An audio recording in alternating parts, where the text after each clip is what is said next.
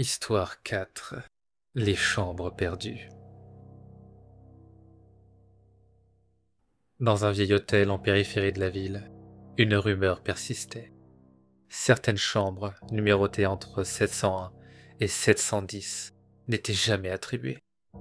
Les employés disaient qu'elles n'existaient pas vraiment, bien que les numéros figuraient sur les plans d'origine. Lucas, un photographe passionné de lieux abandonnés, réserva une chambre au 7e étage. Il espérait percer le mystère de ces pièces disparues. Lorsqu'il arriva, le couloir du 7e étage semblait étrangement sombre, même avec toutes les lumières allumées. Sa clé portait le numéro 703. Pourtant, lorsqu'il arriva devant la porte, un frisson le traversa. Elle semblait plus vieille que les autres, avec un panneau en bois usé où le numéro était gravé à la main. Il hésita avant d'entrer. La chambre était glaciale. Bien que le radiateur fonctionnait, les murs étaient tapissés de motifs floraux fanés et une odeur de moisissure flottait dans l'air. Lucas installa ses affaires, mais il remarqua rapidement un détail troublant. Il y avait une porte dans le mur du fond. Cette porte, non mentionnée sur les plans de l'hôtel, semblait donner sur une autre chambre.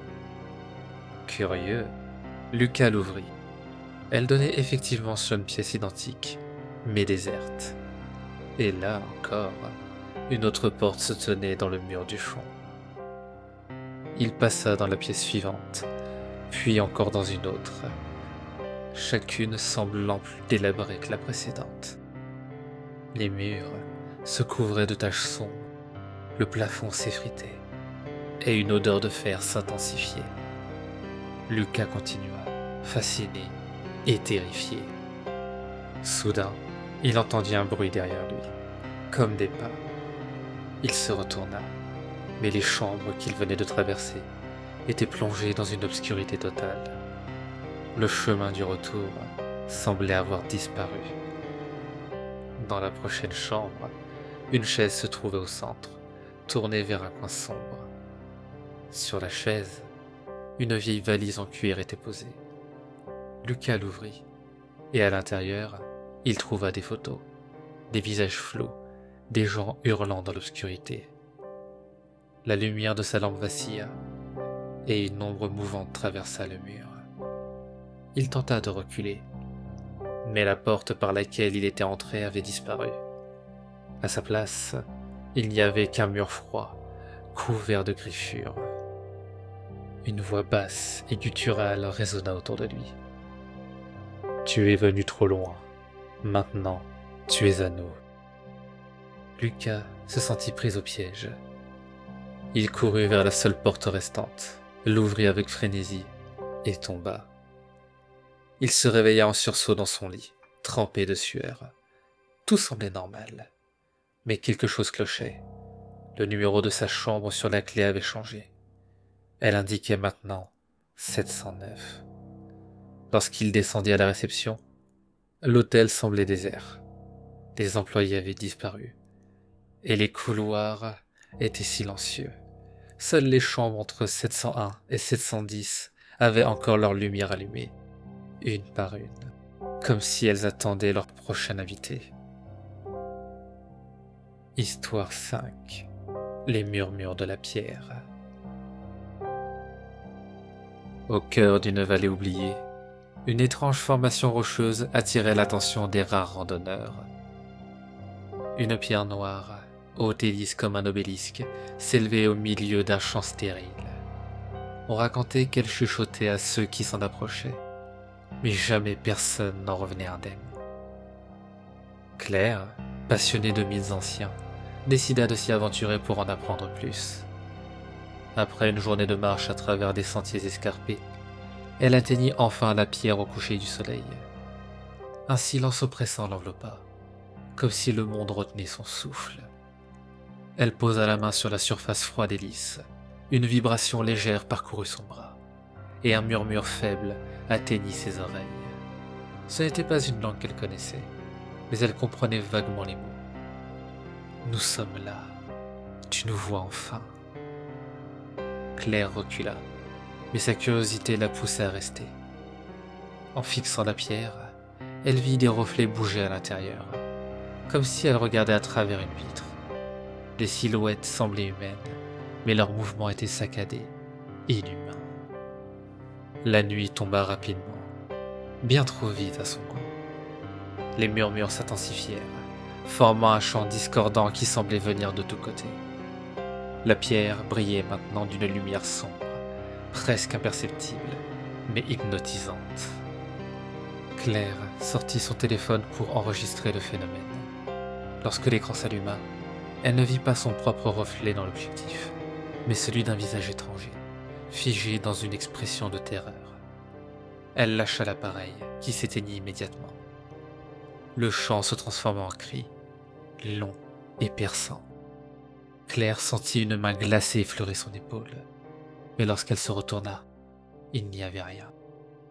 Pourtant, les ombres autour d'elle semblaient se resserrer, prenant des formes presque humaines. Elle tenta de fuir, mais ses jambes refusaient de bouger. La pierre semblait l'appeler, comme si une force invisible l'attirait vers elle. Des visages commencèrent à émerger de la surface, hurlant silencieusement, leurs yeux vides fixés sur elle. Dans un dernier sursaut de panique, Claire ferma les yeux et récita une prière qu'elle avait entendue dans son enfance. Les cris cessèrent brusquement, remplacés par un silence assourdissant. Lorsqu'elle rouvrit les yeux, la pierre était devenue inerte. Elle courut sans s'arrêter, jusqu'à retrouver son campement. Mais en se regardant dans le miroir de son sac, elle vit quelque chose d'étrange. Son reflet semblait décalé, ses lèvres bougeant légèrement en retard par rapport à ses pensées. Depuis son retour, elle n'est plus la même. Parfois, en pleine conversation, elle s'arrête brusquement, comme si elle écoutait quelque chose que les autres ne pouvaient pas entendre. La nuit, des ombres dansent sur les murs de sa chambre, et ses propres murmures la réveillent. La pierre est toujours là, dans la vallée, attendant le prochain curieux. Mais ceux qui en reviennent rapportent tous la même chose. Des murmures au creux de leur esprit, une voix qui leur promet que bientôt, ils feront partie de la roche. Histoire 6. Le dernier train. À la périphérie de la ville, une vieille gare abandonnée attirait les curieux et les amateurs d'urbex. On racontait qu'un train fantôme arrivait parfois sur ses rails rouillés, mais seulement pour ceux qui avaient quelque chose à perdre. Thomas, un étudiant en photographie, décida d'explorer la gare pour capturer l'atmosphère lugubre. Arrivé au crépuscule, il trouva les lieux étrangement intacts, comme figés dans le temps. Les horloges indiquaient 23h57, mais aucune d'elles ne fonctionnait. Il entendit soudain un sifflement lointain, suivi du grincement métallique d'un train approchant. Intrigué, il se précipita vers le quai. À sa grande surprise, un train noir entra en gare, émettant une vapeur dense et froide. Le train semblait ancien, avec des wagons recouverts de symboles étranges. Une seule porte s'ouvrit, et un contrôleur en uniforme sombre, le visage dissimulé sous une visière, tendit un billet à Thomas. Aucun mot ne fut échangé, mais il sentit qu'il devait monter. À l'intérieur, l'air était lourd et oppressant. Chaque wagon était différent. L'un ressemblait à un salon luxueux désert, un autre à une salle d'attente d'hôpital abandonné. Thomas sentit une étrange familiarité avec ces lieux. Dans le troisième wagon, il trouva une vieille télévision allumée. Elle diffusait des moments de sa vie, des souvenirs oubliés, des regrets enfouis. Chaque scène le troublait davantage, et il sentit ses jambes faiblir. Un bruit sourd le tira de sa contemplation. En se retournant, il vit que les portes des wagons derrière lui avaient disparu, ne laissant qu'un mur métallique.